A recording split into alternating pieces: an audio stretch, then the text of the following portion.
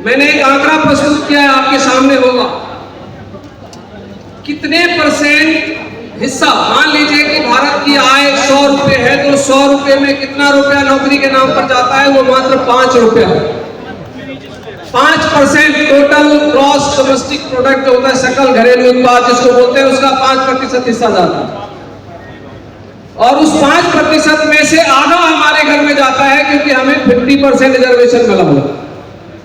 हमने एक आंकड़ा निकाला, ये हमारा आंकड़ा नहीं है, ये वर्ल्ड बैंक कहता है, और भारत सरकार का जो PIB है वहां से ये रिपोर्ट निकली है। कुल 2022-23 में भारत का सकल घरेलू उत्पाद जो था वो 340 लाख करोड़ था, और उस 340 लाख करोड़ का अगर आप 5% निकालोगे तो वो कुल बनता है 17 लाख करोड़। अगर हम ये मान लें कि हमें 50% रिजर्वेशन मिला हुआ है, तो उस हिसाब से हमारे घरों में जाता है 8.5 लाख करोड़। 8.5 लाख करोड़ 85% आबादी के लिए जाता है, बाकी 15% जो है 8.5 लाख करोड़ ले जाता है। लेकिन वो महत्वपूर्ण नहीं है। महत्वपूर्ण ये है, वर्ल्ड बैंक ये कहता है कि किसी भी देश में और खास करके भारत में कुल सकल घरेलू उत्पाद का 20% हिस्सा सरकारी ठेकेदारी में जाता है। और अगर आप 340 करोड़ का 20% निकालेंगे तो वो बनता है 68 लाख करोड़।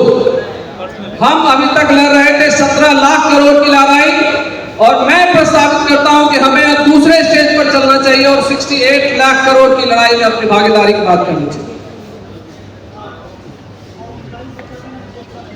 ये हमने एक डिटेल, कई लोगों को लग सकता है कि आंकड़े आप कहां से लेकर आए, तो थोड़ा सा जस्ट ये जो नौकरियों की मैं बात कर रहा हूं वो हमने निकाला है 7th पे कमीशन से।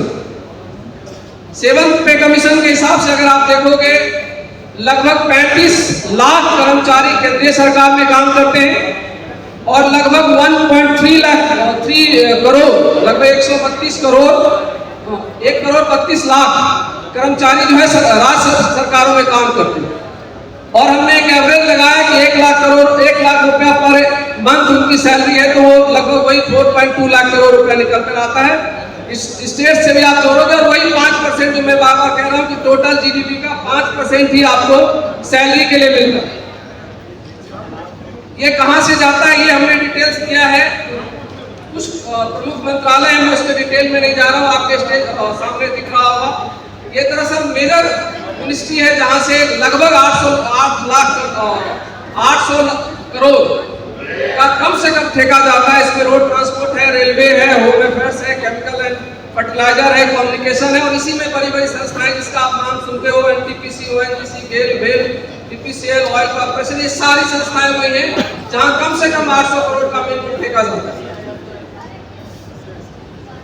अभी सवाल ये है,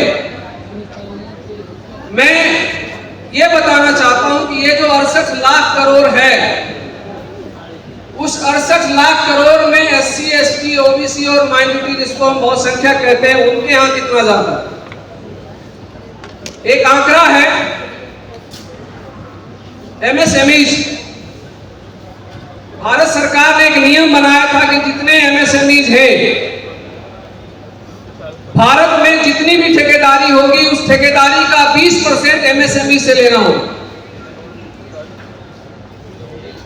अगर 68 लाख करोड़ रुपया ठेकेदारी के लिए जाता है, तो उस 68 लाख करोड़ का 20% हिस्सा जो स्मॉल स्केल इंडस्ट्रीज है उससे लेना है। ये भारत सरकार ने एक तरह का आरक्षण बनाया है स्मॉल स्केल इंडस्ट्री में।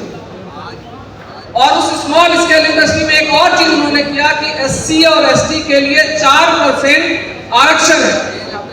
मैं एक चीज यहां पर प्रस्तावित करना चाहता हूं कि शंकर जी हैं, EWS वाली कमेटी के मेंबर थे। जो लोग ये कहते हैं प्राइवेट सेक्टर में, निजी क्षेत्र में आरक्षण नहीं हो सकता, उनको मैं ये बताना चाहता हूं कि 2006 से निजी क्षेत्र की ठेकेदारी में आरक्षण प्रस्तावित है पहले से ही। हम उस तरफ ध्यान ही नहीं दे पाए, ना हम उसको आगे बढ़ा पाए। अब अगर आप देख लीजिए 20% का 4% अगर हमें मिलता, इसकी एग्जैक्ट स्थिति क्या है मैं वो रखना चाहता हूं। हुआ क्या है, ये ये जो 4% का गोल रखा गया था कि SC/ST को ठेकेदारी में, खास करके स्मॉल स्केल इंडस्ट्री की ठेकेदारी में 4% हिस्सा मिलना चाहिए। आपकी जानकारी के लिए बताऊं, 2015-16 तक वो 4% सरकारें, जो 2006 में कानून बना, और 2016 तक वो केवल 0.07% मिल पाया था। अगर उसको अमाउंट में बताओ तो ओनली 99 करोड़ रुपया, और हम बात किसकी कर रहे हैं? 68 लाख करोड़, और हमारे यहाँ क्या जा रहा है? 99 करोड़। और जबकि हम सरकार ने व्यवस्था कर रखी थी कि 4% देना है। जब ये पूरा नहीं होने लगा तो एक नई संस्था बनाई गई जिसका नाम रखा गया SC/ST hub, schedule caste schedule tribe hub, और उसको ये जिम्मेवारी दी गई कि आप ऐसी व्यवस्था करिए जिससे 4% SC/ST को उनकी भागीदारी कम से कम ठेकेदारी में मिले। जो जब ये संस्था बनी, मैं इसका थोड़ा डिटेल देना चाह रहा था। 68 लाख करोड़ में अगर डिवीजन होता और जितने आरक्षण अभी तक दिए गए उसी आधार पर भी अगर होता तो कितना मिलता हूं? 68 लाख का आधा, क्योंकि आबादी OBC की 50% है, आरक्षण भले ही 27% है, तो कम से कम 34 लाख करोड़ रुपया OBC परिवारों में जाना चाहिए था, और 18.36 लाख करोड़ रुपया SC परिवारों में जाना चाहिए था, 15.3 लाख करोड़ रुपया ST परिवारों में जाना चाहिए। और मैंने अभी आपको आंकड़ा दिया, कितना जा रहा है? केवल SC/ST का चूंकि हमारे पास आंकड़ा है वो मात्र 99 करोड़ जा रहा है। आप देख लीजिए क्या खाई। जब ये SC/ST हब बनाया गया तो अभी जो आंकड़े आए हैं, अब जाकर 2023 में ये जो 99 करोड़ था वो बढ़ के 1468 करोड़ रुपया हुआ है। सवाल यहां पर यह बनता है, मैं एक चीज ये क्यों जानना चाहता हूं, मैं एक चीज आपके सामने रखना चाहता हूं। हम लोग सोशल जस्टिस की लड़ाई के लिए कई नेताओं के पास जाते हैं। एक नेता के पास गए थे, हम सारे लोग थे, सूरज जी थे, रतन लाल थे। उन्होंने एक बड़ी अच्छी बात कही, मैं नाम नहीं ले रहा हूं। उन्होंने ये कहा, और हम सबको इस बात की तरफ जो ध्यान देना चाहिए,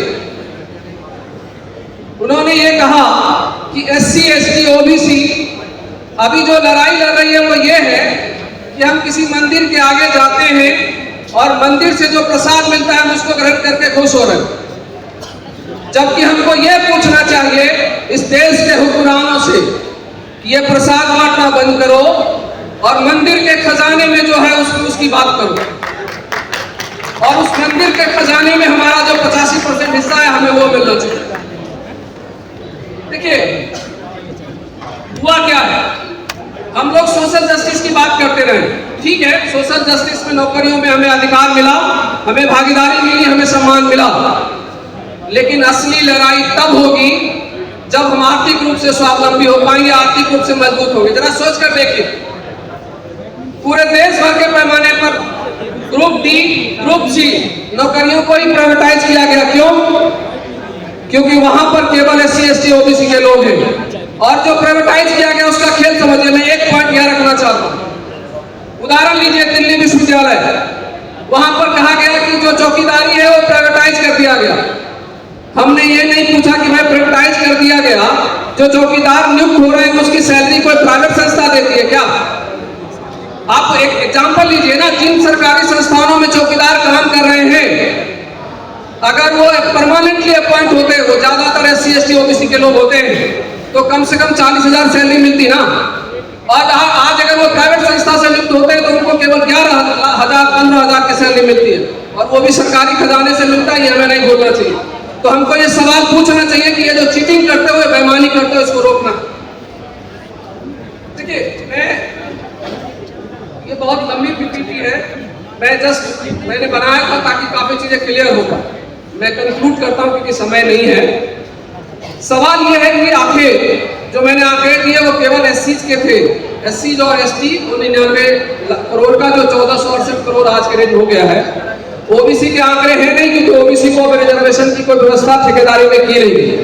तो मैं ये इस आज की सभा से ये निवेदन करना चाहता हूं कि हम आज यहां से एक प्रस्ताव पारित करें कि हमारी अगली लड़ाई ठेकेदारी में हिस्सेदारी की होनी चाहिए और उस 68 लाख करोड़ में 34 lakh crore SC ST OBC और माइनॉरिटी के परिवारों को कैसे हो जाएगा, इसकी भी चिंता हमको करनी चाहिए। देखिए करते क्या है, बेईमानी क्या है। अगर आप आरक्षण मांगने जाओगे, आपसे कहा जाएगा कि हमने रोका थोड़ी है, आप भरो ठेकेदार, लेकिन आप भरोगे, आप भर ही नहीं सकते। क्यों नहीं भर सकते?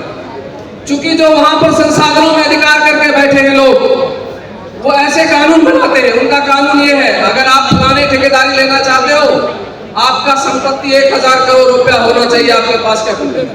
SC ST OBC के पास कहां से 1000 कैपिटल आएगा? दूसरा कहा जाएगा आपके पास इतना एक्सपीरियंस होना चाहिए।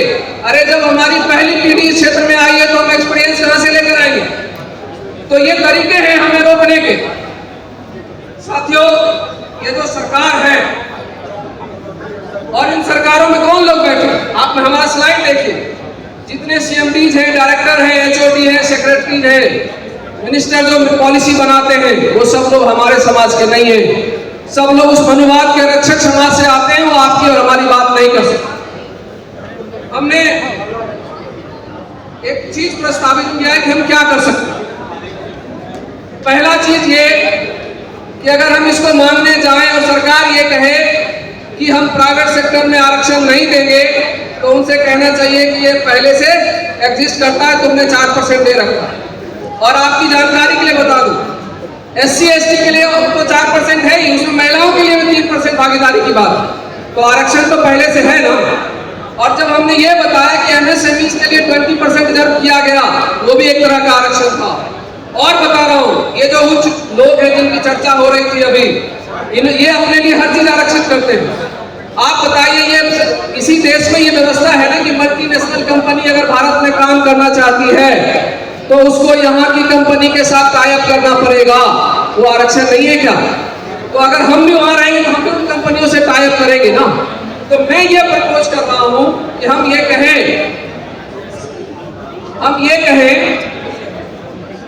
कि जो भी ठेका आए, भले ही हमारे पास कम एक्सपीरियंस है, तो SC ST OBC के लिए आज भी जब नौकरियों में आरक्षण होता है तो हमारे को कुछ मेरिट में छूट मिलती है, तो वो एक्सपीरियंस में छूट मिले हमें।